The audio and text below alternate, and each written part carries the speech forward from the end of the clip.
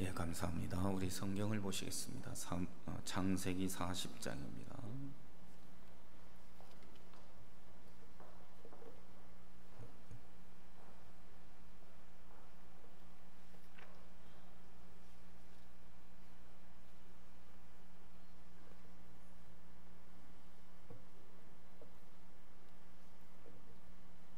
창세기 40장 1절부터 제가 읽겠습니다.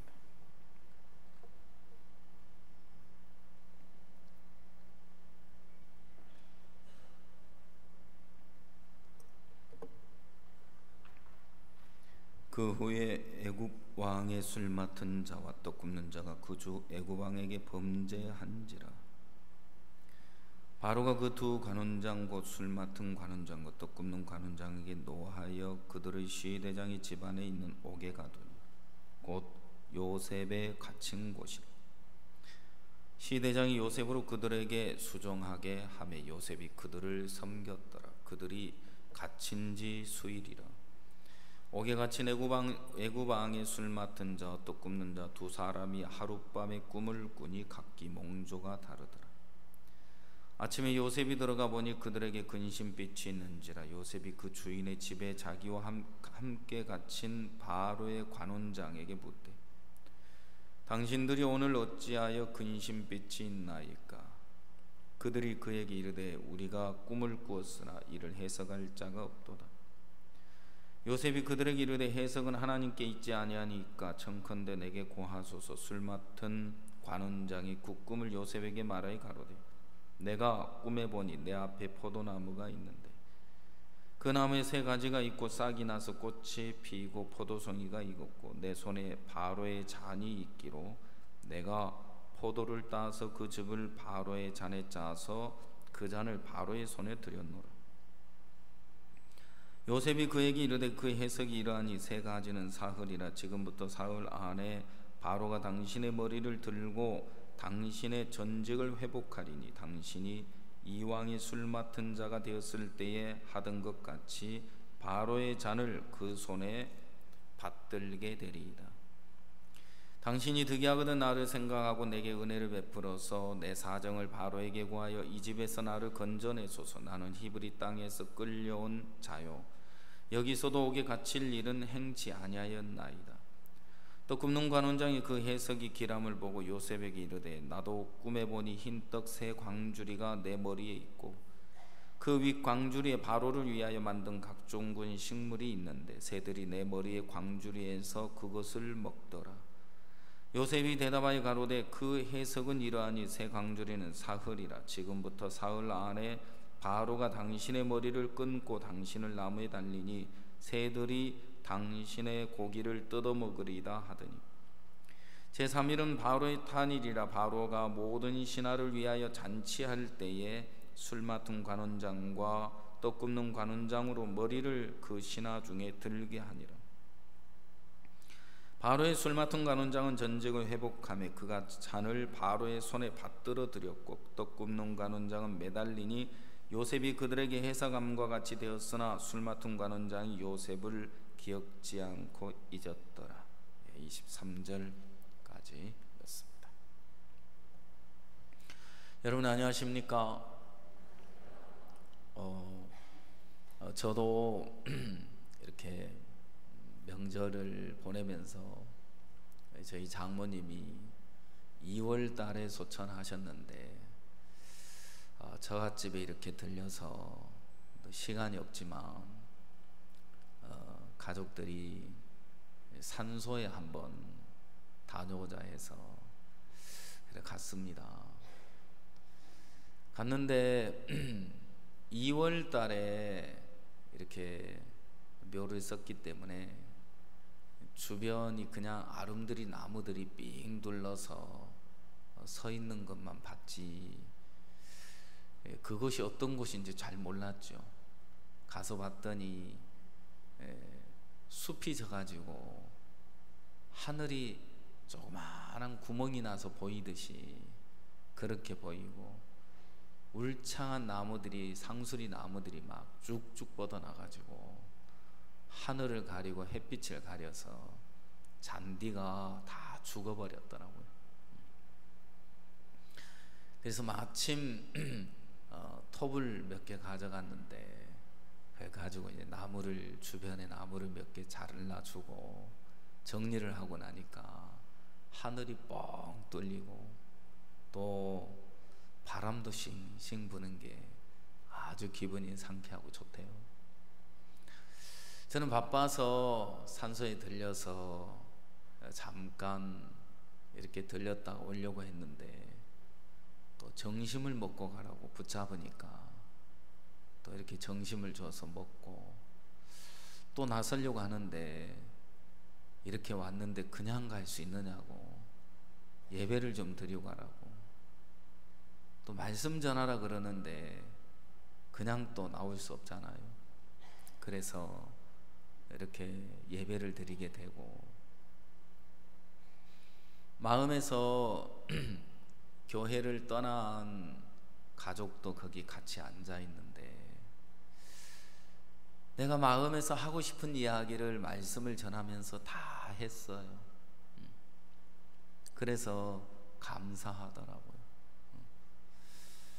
대화가 잘 안 되는데 내 마음에 교회를 떠나 있는 저 가족들이 같이 한 자리에 앉아 있는데 하고 싶은 이야기 좀 마음껏 하자. 그래서 말씀 전하는데 뭐 막지는 못할 거고 마음에 있는 이야기를 말씀을 전하면서 쭉 했는데 편안하게 또 마음을 열고 듣고 앉아 있더라고요. 마치고 나오는데도 이 가족들이 교회를 떠나 있지만 그래도 마음을 열고 있구나 하는 걸 느낄 수 있었습니다. 저는 계획을 세우지 않았지만 하나님이 이렇게 이끌어 주시는 게 감사하고 목사님께서 추석 명절 메시지를 전해 주시면서 형제자매들이 가족들을 만나서 예수님 믿으라는 말만 하지 말고 우리 안에 하나님께서 어떻게 일하셨는지 차근차근 이야기를 하다 보면 이야기를 하고 있는 우리 마음도 예수님에 적게 되고 우리의 이야기를 듣는 사람들이 마음을 열게 될 겁니다. 그러셨는데 저도 말씀을 전하면서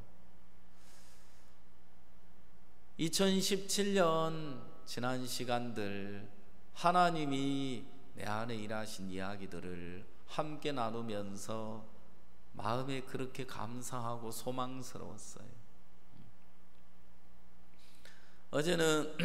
어제는 밤늦게 한 자매님이 며느리가 아이를 낳으러 왔는데 어느 병원에 갔더니 막 의사가 겁을 주더라는 거예요. 지금 이런 문제가 있다. 이런 문제가 있기 때문에 태어나면 바로 서울대 병원을 가든지 어디로 가야 한다. 그리고 수술을 해야 할 거다. 막 겁을 줘가지고 며느리가 의사 말을 듣고 오더니 너무너무 두려워하더라는 거죠. 그래서 이제 김포에 있는 우리 자매님 산부인과 연락을 해서 이제 찾아갔는데 전혀 다른 거예요. 별 걱정할 거 없다. 괜찮다. 좀 지켜보자. 특별한 문제 없다. 목사님을 만났는데 괜찮아. 응? 하나님이 다 아름답게 하셔. 그러면서 자매님도 우리 교회 최근에 아이 낳은 자매들 그 이야기를 이제 저한테도 해주더라고요. 백영은 자매가 아이를 낳기 전에 조상기가 있어가지고 병원에 한 달인가 뭐 2달인가 누워 있었는데 또 아이가 태어나서도 막 어려움들이 있었는데 지금은 이 아이가 잘 잘 자라고 그 아이가 얼마나 잘 자라는지 엄마 얼굴보다 얼굴이 더 크다 하더라고요. 벌써 장군감은 알아보는가 봐요. 그리고 또 성인이 저 정성인 형제도 아이가 태어나기 전에 막 어려움들 있고 그랬는데 하나님이 다 선으로 바꾸시더라고요. 로마서 8장 23절에 하나님의 뜻대로 부르심을 입은 자들에게는 합력하여 선을 이루느니라 했는데 하나님은 악이 없으시잖아요. 하나님은 선하신 분이잖아요. 내가 볼 때 악하게 여겨지는 거고 내가 볼 때 저주처럼 여겨지는 거고 내가 볼 때 불행하게 여겨지는 것이지 하나님은 한 번도 우리에게 불행을 준 적이 없고 하나님은 악이 없으시고 선하신 분이기 때문에 우리에게 주는 모든 우리가 만나는 일들 선한 것이다. 그리고 당장 눈앞에 비춰지는 형편만 보면 절망으로만 여겨지는데 시간이 지나고 보면 하나님이 우리에게 너무너무 아름답게 일하시는 것을 보는 겁니다. 하나님이 그 일을 통해서 마음도 낮춰주시고 마음을 비워주시고 그러면서 하나님을 바라보게 하시고 하나님과 가깝게 하시고 하나님과 마음이 가까워지면서 믿음을 갖게 되고 그러면서 하나님이 살아서 일하시는 세계 그 믿음의 세계를 경험하게 되면서 이제 믿음의 사람이 돼가는 것을 보는 것이죠. 아브라함의 삶을 보면 하나님이 아브라함에게 내가 너를 믿음의 조상이 되게 하시겠다고 하셨는데 복의 근원이 되게 하겠다 약속은 하셨지만 아브라함이 믿음의 조상이라고 하기에는 너무 형편없는 모습들만 나타나지는 걸 볼 수 있는 겁니다. 그래서 가나안 땅에 왔지만 기근이 오니까 가나안 땅에 떠나 애굽 땅에 내려가게 되고 그곳에 가서 형편을 보면서 그 사람들이 두려워서 이들이 하나님을 두려워하지 않는 사람들인데 그러면서 자기 생명을 잃을까 두려워서 아내를 또 팔아먹지요. 그런 과정 속에서 하나님은 아브라함을 다시 이끌어서 가나안 땅으로 인도해 오시는데 여전히 형편없는 아브라함은 똑같더라고요. 그리고 생각에 끌려가는 아브라함, 하나님이 약속을 주셨지만 하나님이 복을 주시지만 하나님이 일하고 계시지만 여전히 자기 속에 올라오는 생각에 반응하고 마음의 그 생각의 세계에서 벗어나지 못하니까 결국은 생각의 종이 돼서 또 끌려가는 것을 보는 거예요. 하나님이 나는 너의 방패요 상급이라. 이때 아브라함 마음속에 하나님이 나의 방패시다. 그렇지, 내가 믿음이 없이 애굽에 내려가서 아내도 팔아먹고 했지만 하나님이 나를 지켜주셨어. 아내를 보호해 주셨어. 다시 찾게 해주시고 다시 가나안 땅으로 이끌어 주셨어.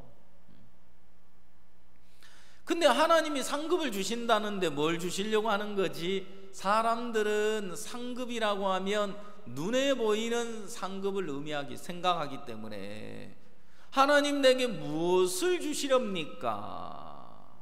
나는 무자하오니 내 집에 길리우는 다메섹인 엘리에셀이나 나의 후사가 되리이다. 하나님이 아브라함을 집 밖으로 이끌어내셨는데 그때가 바로 밤이었단 말이에요. 하늘을 바라봐라. 하늘에 뭐가 보이죠? 별이 보이죠. 하늘을 바라봐라. 예, 별이 보이느냐? 보입니다. 이 별을 셀 수 있나 보라. 아니, 저 하늘에 떠 있는 별들을 어떻게 셀 수 있습니까? 네 자손이 이와 같으리라.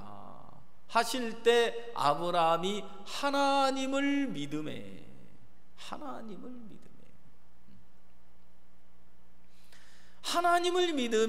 이를 의로 여기셨느니라. 이제 하나님을 믿었으니까 그 다음 장에 가면 믿음의 소리가 나와야 될 것 같은데 아브라함은 그렇지 않더라 이 말입니다.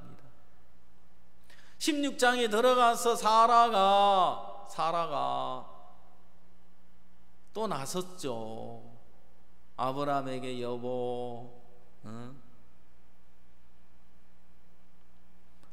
당신, 나는 이제 여자로서 이미 기능을 상실했다. 이제 나이도 들었고 아이를 낳을 수 없는데 당신이 더 늙으면 이제 길이 없잖아. 그러니까 저 건강한 하갈이라는 여종이라도 취해서 자손을 봐야 안 되겠느냐. 그러니까 합당하게 여겨져요, 안 여겨져요? 합당하게 여겨지는 거예요, 아브라함 마음에. 저희 외삼촌이 외숙모가 4분이에요. 그래서 이제 고향에 목사님에게 우리 외삼촌 전도 좀 해주세요.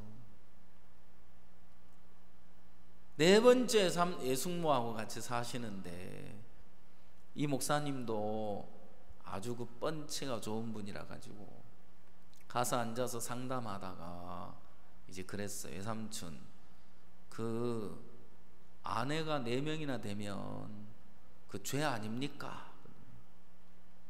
저희 외삼촌이 그러셨대요. 그게 왜 죄냐? 다 손을 보기 위한 건데, 자손을 번창하기 위해서 한 거라는 거죠. 그래서 죄가 안 된다 하니까 할 말이 없잖아요. 그래도 이분이 구원받고 가신 거 보면 얼마나 신기한지, 너무너무 신기하죠. 아브라함 마음속에, 그래, 내 아내는 자식을 낳을 수 없게 됐으니까 저 여종을 취해서 자식을 낳는다는 건 아무런 문제가 되지 않을 거라고 생각하는 거죠. 자, 사라가 이때 뭐라고 이야기하는지 아세요? 하나님이 내게 씨를 아니 주셨으니 이렇게 하는 게 정당하다 이 말이에요. 사라의 마음에는 누가 씨를 주지 않았다고 말하고 있는 거죠? 하나님이.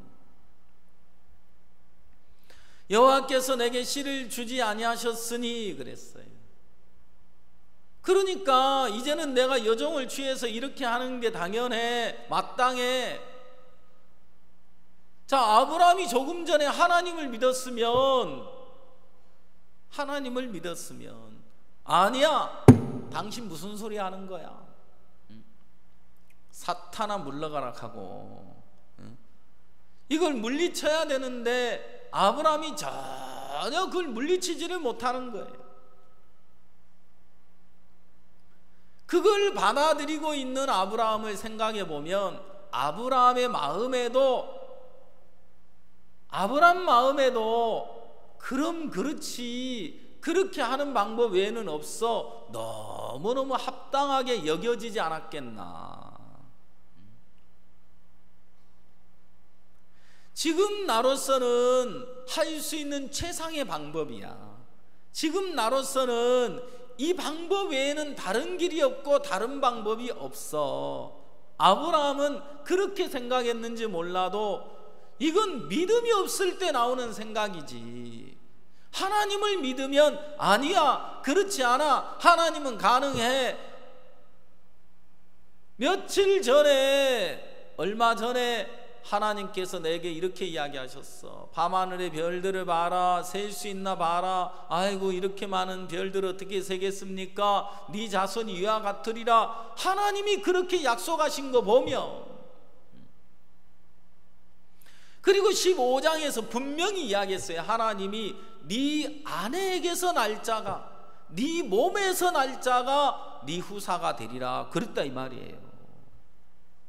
이미 하나님이 정해주셨어요. 네 아내 사라에게서 날 자가 네 후사가 될 거라고 이야기했는데 그 약속을 까마득히 잊어버린 채 그래, 내가 더 이상 여기서 기회를 놓치면 나도 기회가 없지, 이렇게 해서라도 자손을 번창하는 게 맞는 일이야.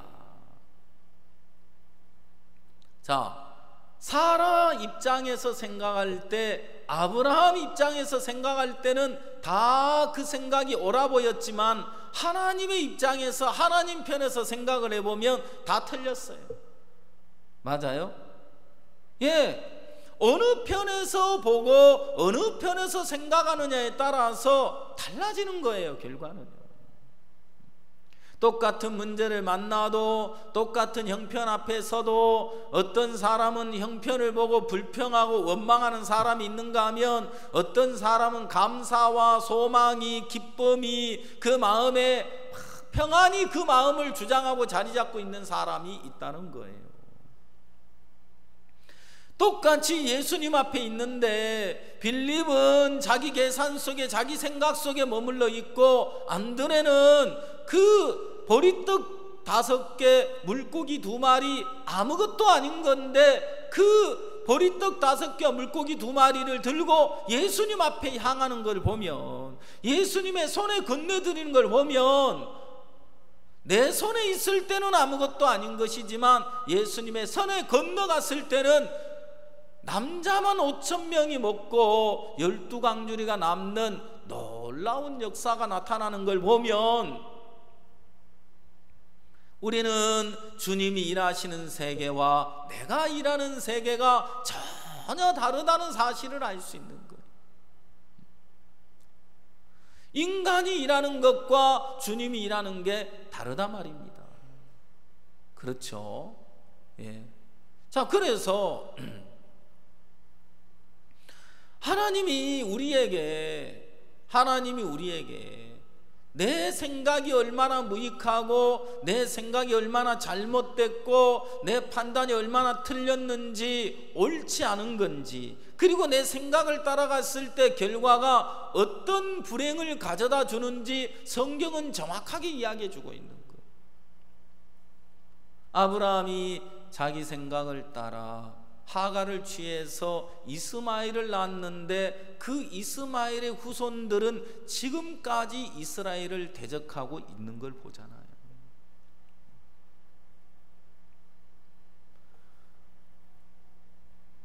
이번에 목사님께서 장로님들 그 모임에 말씀을 전하시면서 이제 사도행전 방송을 하기 위해서 녹화를 하셨는데, 그 엘사다이라는 에티오피아의 방송국인데 이 방송국은 시청자가 3,500만 명이 됩니다. 그리고 이스라엘의 많은 사람들이 이 방송을 시청하고 있습니다. 그래서 그 방송에 이제 사도행전 이제 말씀을 방송을 내보내게 되는 거예요. 에티오피아는 그 나라의 장래가 우리에게 있다고, 목사님에게 있다고 믿어요. 그래서 우리 IYF의 모든 걸 맡기고 있어요. 올해 유니버시아드 대회가 에티오피아에서 치러져요. 그 대회를 치르는 이제 의전이나 모든 자원봉사자들 훈련을 우리에게 맡겼어요. 그래서 이제 하나하나 준비를 해가고 있는데요, 목사님이 사도행전 1장에 대한 말씀을 하시면서 사도행전 1장 8절에 오직 너희에게 성령이 임하시면 너희가 권능을 받고 예루살렘과 온 유대와 사마리아와 땅끝까지 이르러 내 증인이 되리라. 자, 성령이 임하시면 무엇을 받게 되죠? 권능을 받게 되죠. 그리고 온 유대와 예루살렘과 온 유대와 사마리아와 땅끝까지 이르러 내 증인이 되리라. 자, 여러분 구원 받으셨죠, 그죠? 예. 그러면 성령을 받은 거죠. 구원받은 사람은 성령을 받았어요. 정확하게 죄 사함을 받고 죄에서 벗어나 의롭게 된 사람, 그 사람은 구원을 받았고 성령이 그 마음에 임했는데, 성령이 임했으면 권능도 임했죠. 그럼 우리가 복음을 들고 나가면 하나님 역사해요, 안 해요? 역사해요. 자, 이제 땅 끝까지 이르러 뭐가 되리라 그랬어요? 내 증인이 되리라. 맞습니까? 자, 내 증인이 되리라 하셨는데, 그러면 여러분들은 이 복음의 증인들이 맞아요, 안 맞아요? 그렇죠. 그런데 이제 하나님은 여러분들을 예루살렘과 온 유대와 사마리아와 땅끝까지 이르러 내 증인이 되리라, 그래서 증인을 삼았어요. 성령도 임했어요. 권능도 받았어요.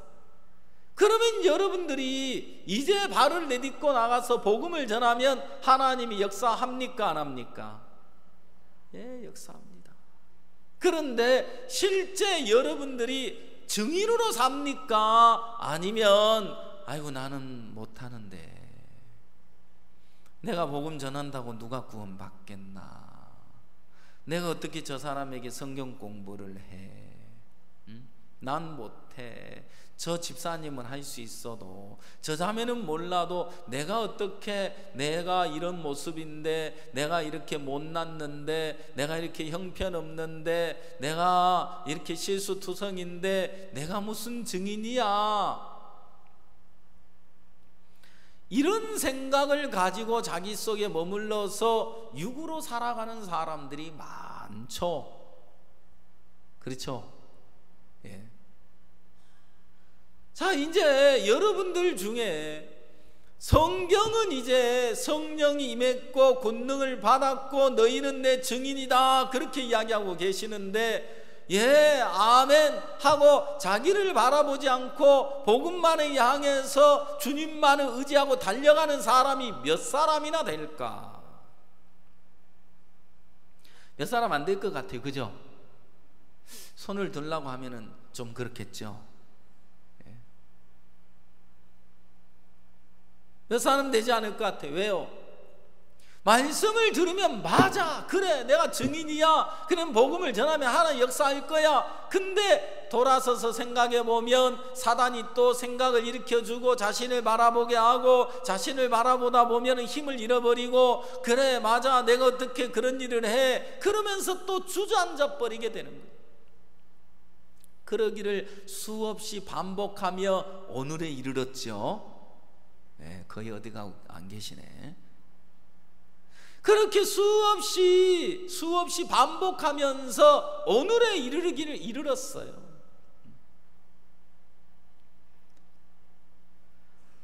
여러분, 이제 중요한 건 뭐냐면, 성경은 여러분들이 어떤 사람이냐 이걸 이야기하고 있는 게 아니고, 하나님이 우리에게 성령을 주시고 권능을 받고 너는 내 증인이 되리라 이렇게 말씀하고 있다는 사실이에요.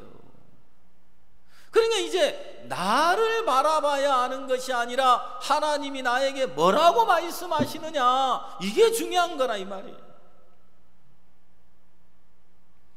파라과이에 어떤 형제가 교통사고를 냈어요. 어떤 할아버지가 이제 쓰러졌죠. 병원에 입원을 하게 됐고, 이 형제는 가진 게 아무것도 없는데, 가진 게 아무것도 없으니까 여기서 잘못하다가는 교도소 가겠다 싶고, 그래서 병실에 가서 무릎을 꿇고 용서를 구했어요.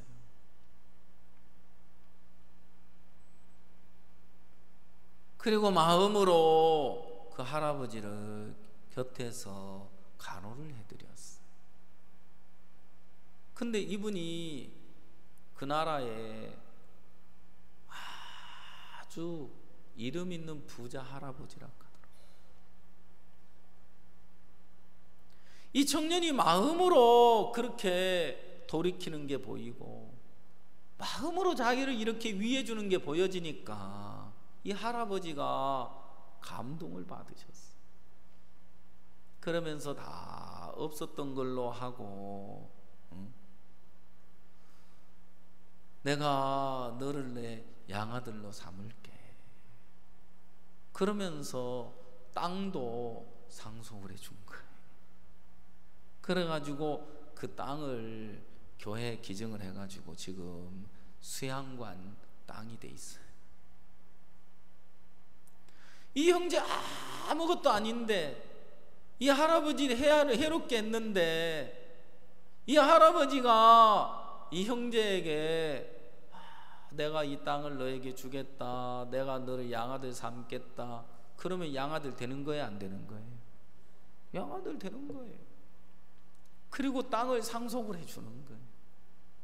그러니까 그 땅 내 땅 돼요, 안 돼요? 여러분, 내가 어떤 사람이냐 이게 중요한 게 아니에요. 내가 지금까지 어떻게 살아왔느냐 이게 중요한 게 아니에요. 내가 현재 어떤 모습을 하고 있느냐 이게 중요한 게 아니에요.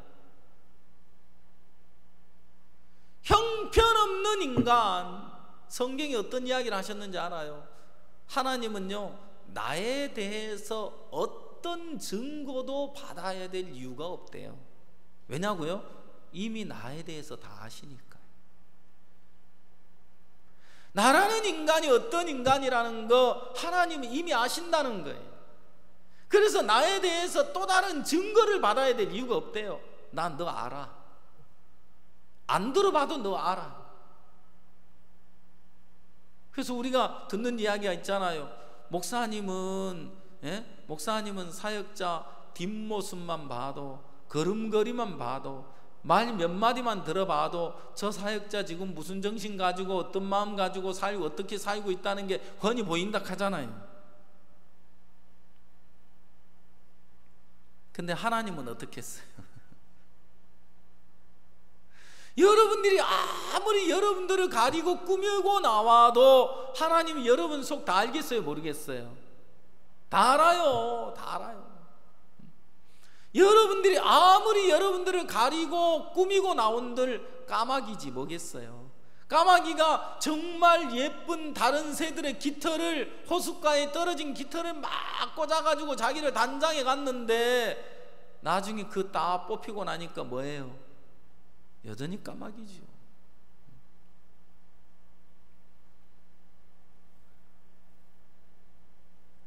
그래서 하나님은 너는 추해, 너는 더러워, 너는 거짓돼, 너는 은큼해, 너는 정말 추하고 더러운 인간이야.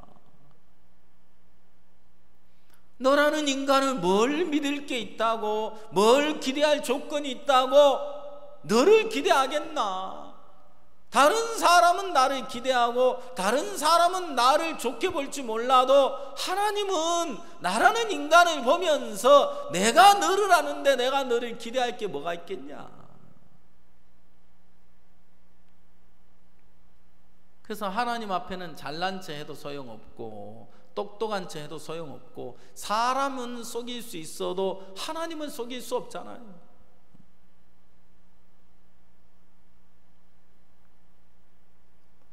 그래서 이제 내가 어떤 사람이냐, 이거보다도 하나님이 내가 이렇게 형편없는 인간인데 오늘 하나님은 나에게 뭐라고 말씀하시나? 그럼 그 음성을 들어야 하는 거죠. 나는 멸망을 당할 수밖에 없는데, 나는 저주를 받을 수밖에 없는데, 하나님이 세상에 나를 의롭다 하시는구나, 하나님 나를 거룩하다 하시는구나, 하나님 나를 온전하다 하시는구나, 하나님 나 같은 인간을 기뻐 받으시는구나, 고맙습니다 하나님. 나 같은 인간이 뭐라고 받으십니까?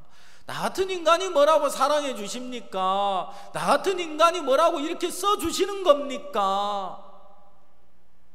그런 주님의 은혜와 사랑을 모를 때는 그래도 쓸만하니까 써주겠지, 그래도 받을만하니까 받아주겠지, 그래도 괜찮은 사람이니까 나를 품어주고 용납해 주시는 거겠지, 착각도 유분수지.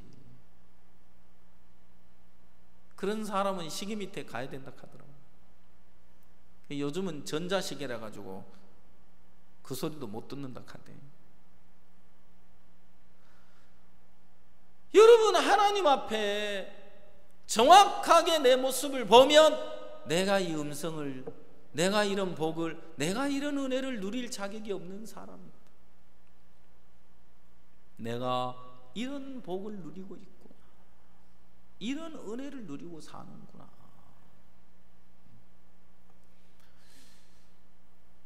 이웃 교회의 형제 부부가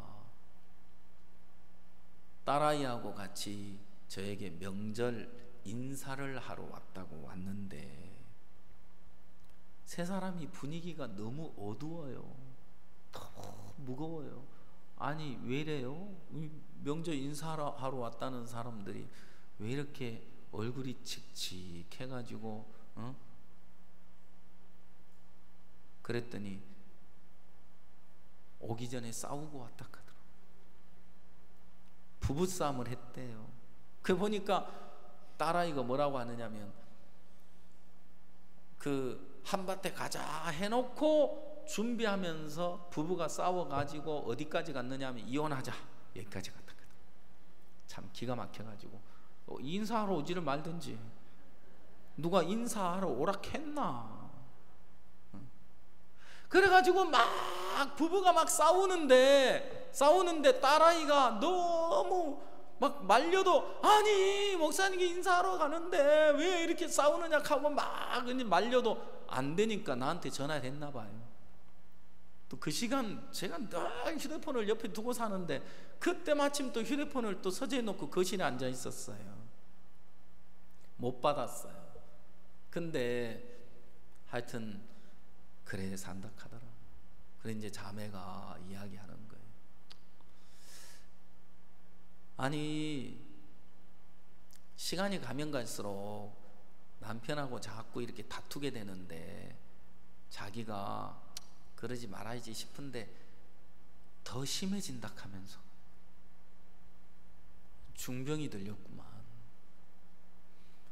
우리 자매님 마음 안 꺾고 살지요. 남편을 얼마나 무시하면, 남편을 무시하니까 해가 거듭될수록 더 심해지는 거야, 병이. 남편을 무시하니까. 내가 생각할 때 이 형제나 되니까 자매 데리고 사는 거야. 다른 사람 같았으면 벌써 이혼했어. 남편이 같이 살아주는 것만 해도 고마운 줄 알아야지. 어떻게 그렇게 살아? 그랬더니 딸아이가 뭐라고 말하느냐면, 그리고 형제도 그래. 형제 같은 사람하고 누가 살아주겠어? 이 자매나 되니까 살아주지. 살아주는 것만 해도 고맙습니다 하고, 당신이 나를 위해서 나하고 함께 살아주는 건 고맙다 그렇게 해야지. 왜 그렇게 살아? 그랬더니 딸아이가 뭐라고 말해요? 목사님, 우리 엄마 아빠는요 서로요, 너는 내 덕에 사는 줄 알아라, 너는 내 덕에 사는 줄, 서로 그러고 있어요. 그런다 하더라고. 참 기가 막혀가지고. 그래 이제 제가 이렇게 생각해 봤어요. 저하고 제 아내를 생각해 봤어요. 저희들이 이렇게 행복하게 주님 안에서 잘 살고 있어요. 그래서 부부 교육을 하다 보니까 많은 형제자매들이 우리 교회 성도들 먼저 부부 교육을 해야 된다 하더라고요. 우리 교회 성도들 부부 사이가 안 좋은 성도들이 많다 하더라고요. 아니 예수님 마음으로 살면 싸울 일이 없을 텐데 왜 그렇게 살지? 요즘 제가 오고 나서 신혼부부 된 부부가 많은 것 같아요. 근데 이제 그래서 우리 교회 성도들을 대상으로 부부 교육을 이제 제가 아프리카 갔다 오면 하려고 그래요. 그런데 부부 교육이 따로 필요 없는 것 같아요. 제가 생각할 때는.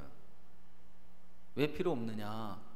저희 부부를 보고 살면 부부 교육이 따로 필요 없어요.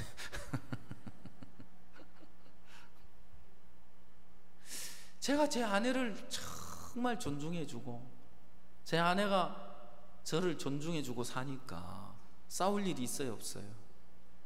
이렇게 사는 거예요.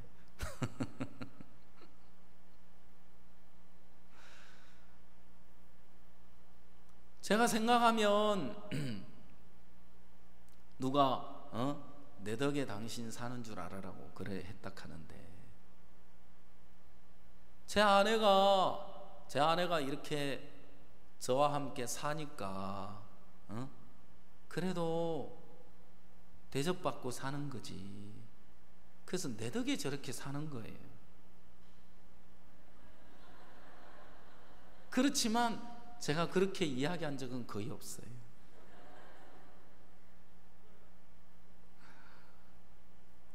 저는 이제 왜 그 얘기를 안 하느냐면 그 얘기를 해야 될 이유가 전혀 없어요. 왜냐하면 내 마음에서 내 아내가 나와 함께 살아주는 것만 해도 고마우니까. 저는 그 마음이 있어요. 제가 결혼하기 전에는 내가 결혼을 할 수 있겠나?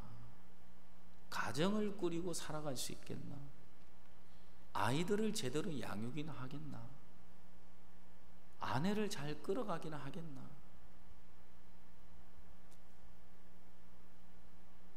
그래서 부부 사이에 막 그 자매들이 남편을 무시하고 있는 그 모습 보면 나 같으면 저래 못 살아요.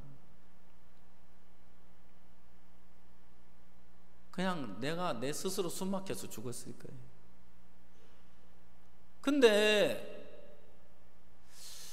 교회 안에 있으니까, 그리고 저는요, 저라는 사람이 저는 율법사나 다름없어요.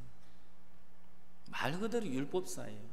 그리고 틀을 하나 딱 정해놓고 거기서 벗어나면 절대 용납하지 않아요.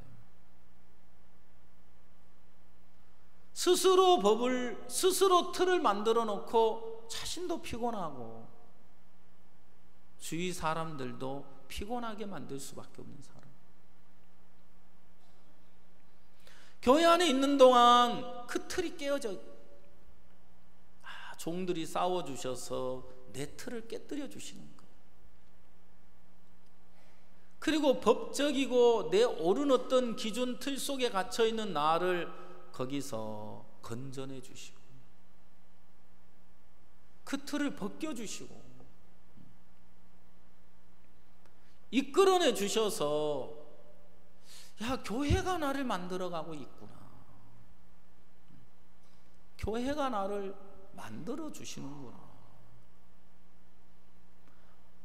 교회가 아니었다면 아직도 딱 그 남편이라는 권위를 세우고 딱 그 틀 속에, 옳은 틀 속에 갇혀가지고 그렇게 살아가고 있을 거라는 거예요. 그래서 제가 결혼해서 살면서 그 내가 하는 행동, 내가 하는 말이 지금 생각하면 왜 그랬는지 모르겠지만 그런 얘기 있잖아요. 맨날 듣는 이야기.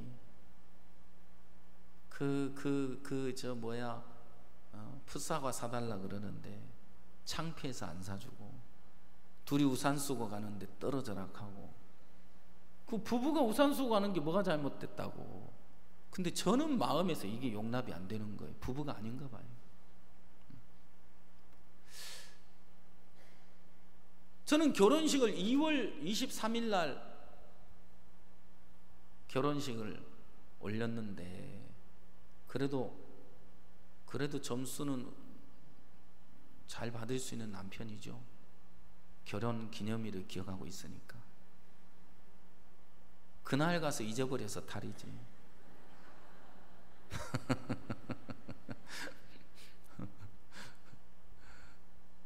근데 이제 아이를 가졌는데, 아빠가 된다는 거 막 너무 기쁜 일이잖아요. 그죠? 기쁜 일이. 아빠가 된다는 건 너무너무 기쁜 일이. 근데 23일 날 결혼식 올리고 시댁에 이제 고향 집에 부모님께 동네 어른들에게 인사하러 가야 되는데 인사를 하러 안 갔어요. 수양회, 봄 학생 수양회 치른다고 갔죠. 그때부터 추석 이번 명절 되기까지 고향을 인사하러 가지를 못했어요. 그런 상태에서 이제 추석이 됐는데 제 아내는 이제 배가 불러오네요. 결혼식 올리고 인사도 안 드렸는데 배부른 아내를 데리고 고향을 가려고 그러니까 막 못 가겠는 거예요. 그래가지고 제 아내한테 안 가면 안 돼. 왜? 이상한 남자가 됐죠. 이제 아빠가 되면 막 기뻐하고 즐거워하고 여기에 초점이 있는 게 아니에요. 나는 남의 인생을 사는 사람이에요. 남들이 나를 어떻게 보겠나, 남들이 나를 어떻게 생각해, 이게 더 중요한 거예요. 그러니까 남들에게는 친절하게 너무너무 잘하는데 제 아내에게는 쌀쌀맞게 아주 냉정하게 하는 그런 남편들 좀 있죠. 그죠? 나밖에 없나? 근데 이제 시간이 지나가면서 주님 안에 살다 보니까 내가 아무것도 아닌 자가 되니까 그게 다 무익해요. 왜 남의 인생을 살아야 돼요? 내 인생을 살아야지. 그렇죠? 그런데 중요한 건 뭐냐면 내가 주님의 손에 잡힐 때 진정 내 인생을 사는 거지. 진정 행복한 삶을 사는 거지. 내가 내 인생을 지고 내 인생 살아가면 그건 내 인생 사는 사람 아니에요. 내가 나를 위한 삶을 살면 불행해요.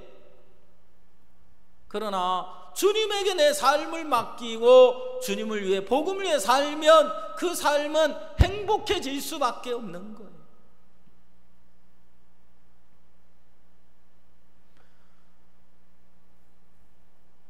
우리가 주님 안에 살면서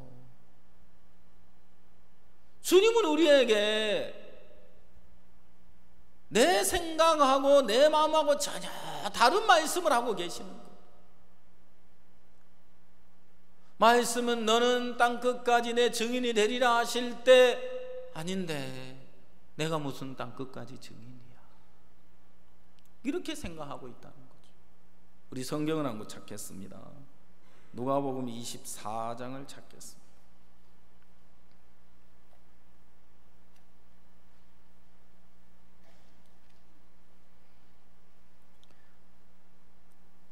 (45절부터) 읽겠습니다.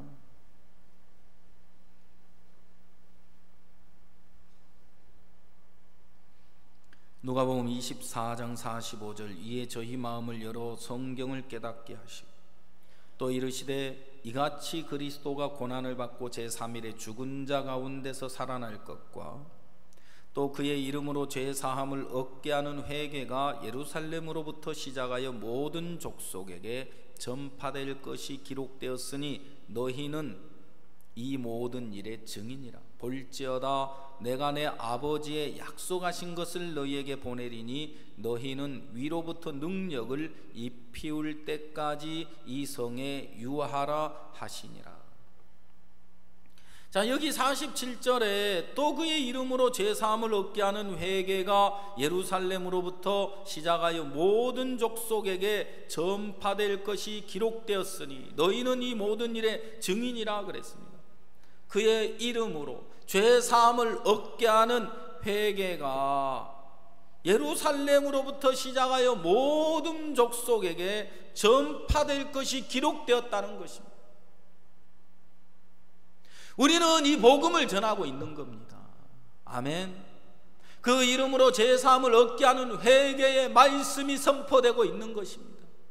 그 이름으로 죄사함을 얻게 하는 회개의 말씀이 그 어디에서 들을 수 없는데, 하나님은 우리 교회 안에 그의 이름으로 죄사함을 얻게 하는 회개의 말씀을 주셔서 그 말씀이 우리 선교회를 통해서 전 세계로 전파되고 있다는 사실인 것입니다. 진정한 구원, 참된 구원, 그리고 진정한 죄사함의 말씀은 바로 그의 이름으로 죄사함을 얻게 하는 회개의 말씀이 그 마음에 들려질 때,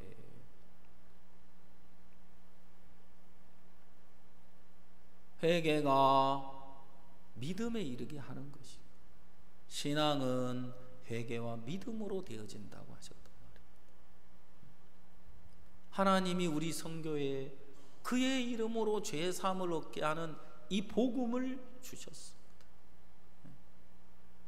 그래서 예루살렘으로부터 시작하여 모든 족속에게 전파될 것이 분명 기록되었는데, 성경은 너희는 이 모든 일의 증인이라 이렇게 이야기합니다.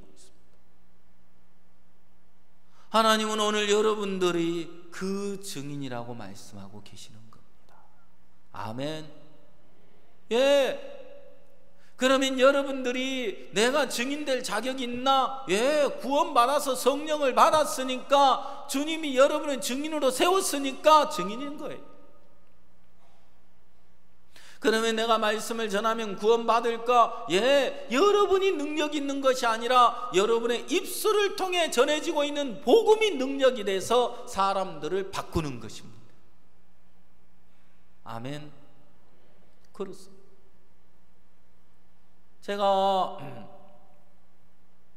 교회를 이제 자주 비우게 되는데, 우리 성도들이 복음의 마음이 젖어서, 주님의 은혜의 마음이 젖어서 복음으로 살았으면 좋겠다. 그래서 찾아가는 성경 공부를 해야 되겠다. 금요일 날 임민철 목사님이 전화가 와서 서울에 올라가야 되는데 충주에 가서, 목사님이 토요일날 새벽에 내려오시기 때문에 충주에 가서 장로님들 모임에 말씀을 전하고 가야 된다 해서 제가 이제 픽업을 해서 함께 충주에 갔어요. 그리고 이제 말씀 마치면 저도 서울에 올라가서 금요일날 저녁에 우리 이혜석 선교사님 이제 결혼이 있어서 참석하려고 이제 계획을 세웠는데, 가 있는데 임민철 목사님 서울에 전화통화 하더니 완전히 계획이 뒤바뀌었어. 임민철 목사님 말씀 전하고 가고, 또 오후 시간에도 말씀을 전해야 된다. 노영조 목사님이 전하시고, 저녁에 또 누가 말씀을 전해야 된다. 내가 전하게 되면서 발목이 잡혀버렸어요. 서울을 결국 못 갔어요. 차를 타고 가면서 같이 이런저런 교제를 하면서 부산 대형교회에 전에 강남에서 목사님이 전도일지를 써라 각자 그렇게 말씀하신 적이 있는데, 부산 대형교회도 전도일지를 쓰게 됐다. 그래 내가 맞다, 나도 내가 전도일지에 대한 이야기를 들은 적이 있는데 마음에 좀 정리가 안 되는 거예요. 목사님, 그 전도일지를 쓰는 게 어떤 거예요? 이야기를 해주셔. 우리 교회도 전도일지를 써나가야 되겠다. 여러분들이 이제 전도일지를 하나 만들어가지고 나하고 연결되어 있는 사람, 그동안 교회 안에 있으면서 내가 전도했던 사람들 쭉, 나하고 연결된 사람들 명단을 쭉 적어 내려가면서 이 사람은 직접 만나서 성경 공부를 해야 될 사람, 이 사람은 만나서 커피를 마셔야 될 사람, 이 사람 만나서 점심을 먹어야 될 사람, 이 사람 만나서 우리 집에 초청을 해야 될 사람, 이 사람 만나서 마음 키우는 이야기를 할 사람, 이 사람 만나서 이제 마인드 강연에 대해서 이야기할 사람.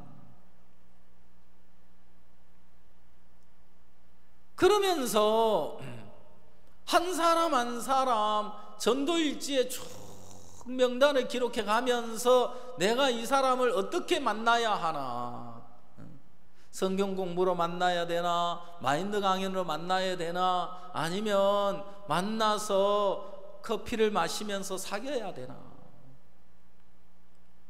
그렇게 해서 이 사람들을 만나면서 사귀고, 사귀다 보면 마음을 나누게 되고, 그러다 보면 음악회도 초청하게 되고, 마인드 강연에도 초청하게 되고. 어제 오전에 중국인들을 위해서 이제 명절 위로 행사를 가졌어요. 45명 되는 분들이 왔다는데, 작년에 유학생들이 많이 왔었던 이번에는 대부분 가정을 가진 분들이 많이 오셨어요. 세상에 이분들이 식사하고 마치고 가야 되는데 갈 생각을 안 하고 계속 이야기를 나눕니다.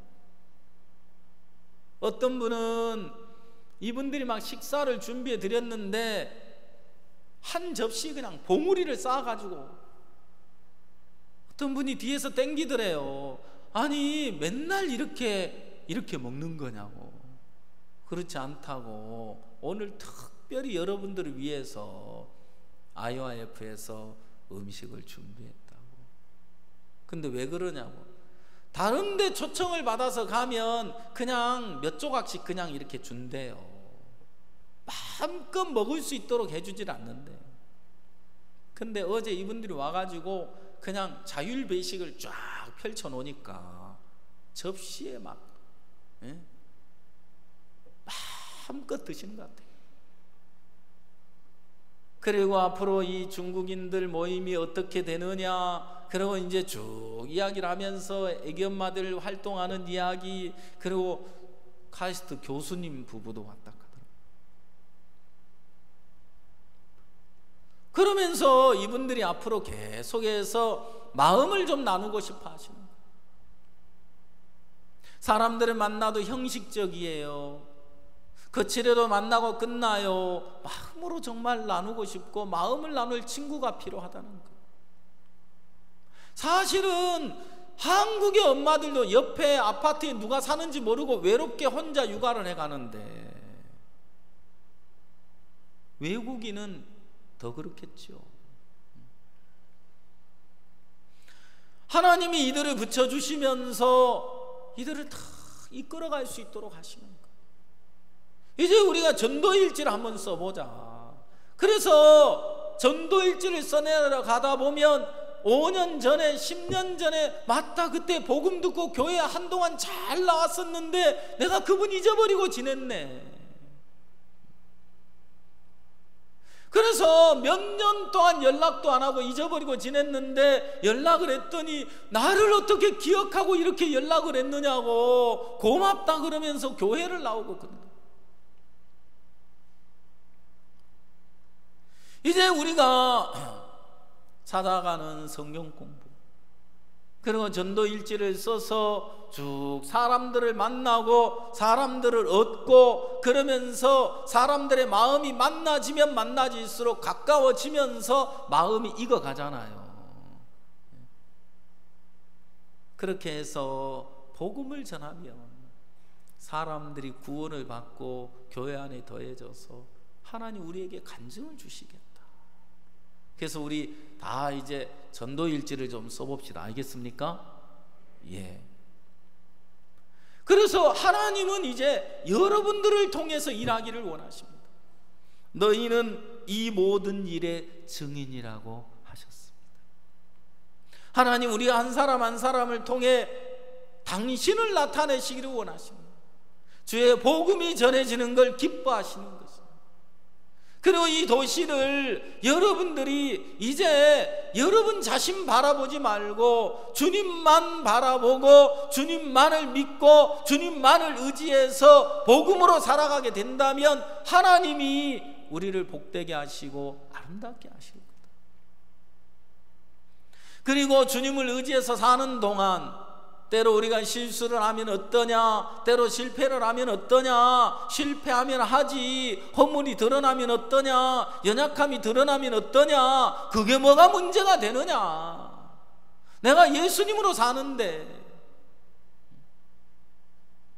목사님이 땅이 혼돈하고 공함이 흑암이 깊으면 땅이 공허한들 하나님 계시는데 뭐가 문제냐? 땅이 공허하니까 하나님이 빛을 주시지 않았느냐?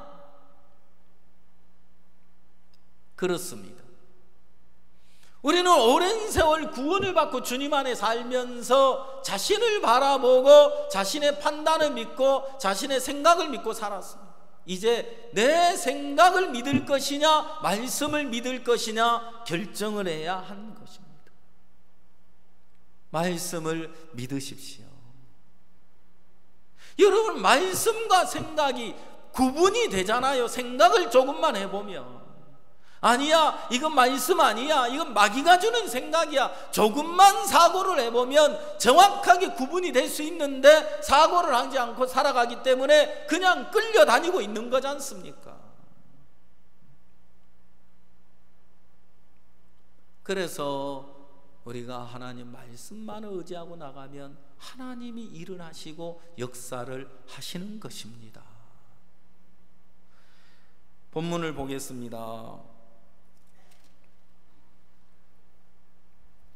9절을 보겠습니다. 술 맡은 관원장이 그 꿈을 요셉에게 말하여 가로되 내가 꿈에 보니 내 앞에 포도나무가 있는데 그 나무에 세 가지가 있고 싹이 나서 꽃이 피고 포도송이가 익었고 내 손에 바로의 잔이 있기로 내가 포도를 따서 그 즙을 바로의 잔에 짜서 그 잔을 바로의 손에 들였노라. 요셉이 그에게 이르되 그 해석이 이러하니 세 가지는 사흘이라. 지금부터 사흘 안에 바로가 당신의 머리를 들고 당신의 전직을 회복하리니 당신이 이왕이 술 맡은 자가 되었을 때에 하던 것 같이 바로의 잔을 그 손에 받들게 되리이다. 자, 술 맡은 관원장은 꿈에 뭘 봤다 그랬습니까? 꿈에 보니 내 앞에 포도나무가 있는데 세 가지가 있고 싹이 나서 꽃이 피고 포도송이가 익었고 그것을 짜서 바로의 잔에 담아서 드렸다는 겁니다. 그랬을 때 전직을 회복했다는 이야기가 나오는 거죠. 그 다음에 떡 굽는 관원장에 대한 이야기를 보면 떡 굽는 관원장은 그가 꿈을 꿨는데 그 꿈 속에서 본 광경이 어떠했습니까? 자, 이제 넘어가 보겠습니다. 16절 떡 굽는 관원장이 그 해석이 기람을 보고 요셉에게 이르되 나도 꿈에 보니 흰 떡 세 광주리가 내 머리에 있고 그 윗 광주리에 바로를 위하여 만든 각종 군 식물이 있는데 새들이 내 머리에 광주리에서 그것을 먹더라. 요셉이 대답하여 가로되 그 해석은 이러하니 새 광주리는 사흘이라. 지금부터 사흘 안에 바로가 당신의 머리를 끊고 당신을 나무에 달리니 새들이 당신의 고기를 뜯어 먹으리다 하더니. 자, 이제 술 맡은 관원장이 꿈을 꾼 이야기, 떡 굽는 관원장이 꿈을 꾸는 이야기가 나왔습니다. 자, 떡 굽는 관원장은 떡만 구워서 가야 되는 겁니다. 흰떡 세 광줄이 예수님을 의미하고 있는 것이죠. 그런데 떡 굽는 관원장은 바로를 위하여 각종 군 식물 한 광주리를 더 위에 얹어갔습니다. 자, 떡 굽는 관원장이 흰떡 세 광주리만 의지해서 간 게 아니라 그 위에 각종 군 식물 한 광주를 얹어버렸다는 이야기는 불신입니다. 이건 불신이란 이 말이에요. 자, 술 맡은 관원장의 이야기와 떡 굽는 관원장의 이야기는 우리 마음의 세계를 이야기해주고 있는 겁니다. 술 맡은 관원장은 바로에게 들고 나갈 게 아무것도 없었습니다. 꿈에 보니 내 앞에 포도나무가 있는데 포도나무는 예수 그리스도를 의미하고 있습니다. 그가 예수 그리스도만을 의지하고 나아갔다는 것입니다. 자, 여러분, 바로는 하나님의 그림자입니다. 자, 술 맡은 관원장이 포도주 바로 예수님만을 의지해서 나아갔을 때 생명을 얻게 되는 이야기, 복을 받는 이야기가 나오는 겁니다. 떡 굽는 관원장은 흰떡 세 광주리 위에 바로를 위하여 각종 군 식물 한 광주리를 더 얹어서 갔습니다. 누구를 위한 것이었습니까? 바로를 위한 것이었습니다. 자, 예수님만을 의지해서 나가는 것이 아니라 하나님을 위해서 뭔가 하나 더 얹어갔는데 그것이 자기를 멸망으로, 저주로 몰아간다는 사실은 깨닫지를 못했다는 것입니다. 여러분, 하나님의 생각과 인간의 생각은 다릅니다. 하나님의 생각과 인간의 생각은 차이가 있습니다. 어느 정도 하늘과 땅 차이란 말입니다. 하나님의 생각과 인간의 생각은 정반대라는 것입니다. 그렇기 때문에 인간의 생각을 버리고 하나님의 생각을 받아들이고 하나님 말씀이 내게 뭐라고 하는지 그 음성을 듣고 그 음성을 따라야 하는 것입니다. 사울 왕은 아말렉을 진멸하라는 이야기를 들었는데 그가 말씀을 듣고 갔지만 결정적인 순간에 자기 생각을 따라갔습니다. 자기 보기에 살찌고 기름지고 좋은 것 아각 왕을 살려왔습니다. 그러나 그것이 자기를 하나님 앞에 버림을 받게 할 거라는 사실을 깨닫지는 못했다는 겁니다. 그러면 결국 그 자기 생각을 따라갔을 때 왕위에서 버림을 받게 될 텐데, 저주를 받을 텐데 그 사실을 깨닫지 못하고 가는 이유는 뭡니까? 이렇게 해도 괜찮을 거라고 자기 판단을 믿었다 이 말입니다. 이렇게 해서 하나님께 제사드리면 하나님이 기뻐하실 거라고 착각을 하고 있었다는 겁니다. 자기를 믿었다는 것이죠.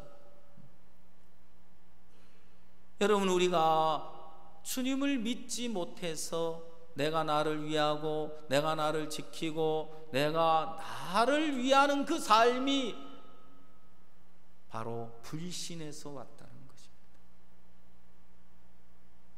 제자들은 예수님께 나와서 우리에게 믿음을 더하소서라고 말합니다.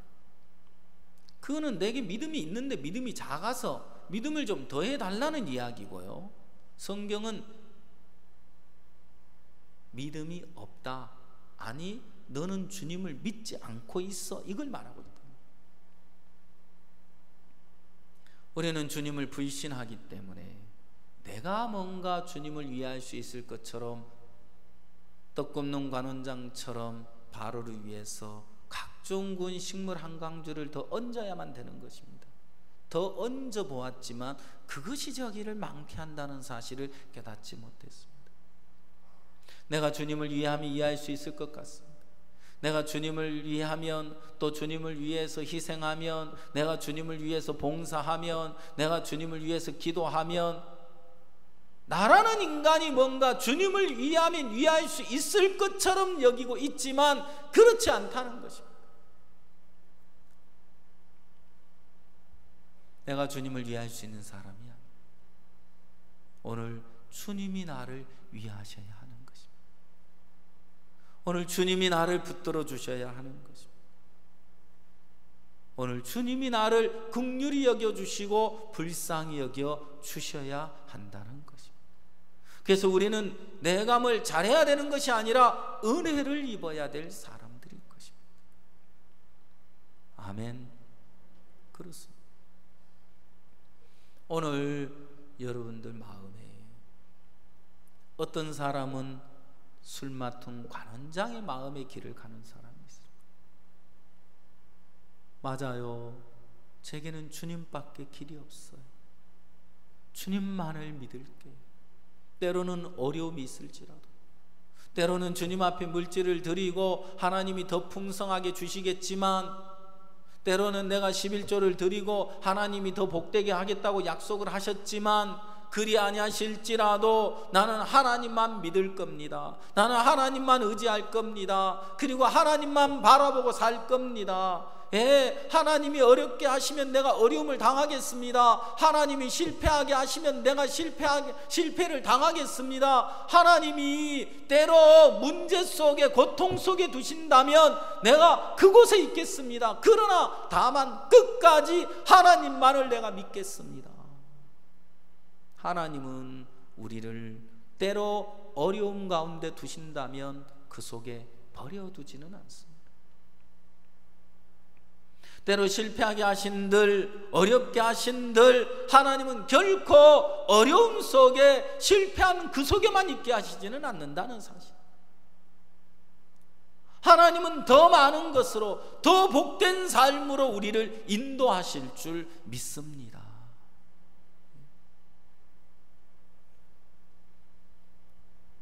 떡 굽는 관원장처럼 그래도 뭔가 내가 주님을 위하면 될 것 같은 그 마지막 생각 하나를 버리지 못해서 아직도 자기 생각 속에 머물러 있다.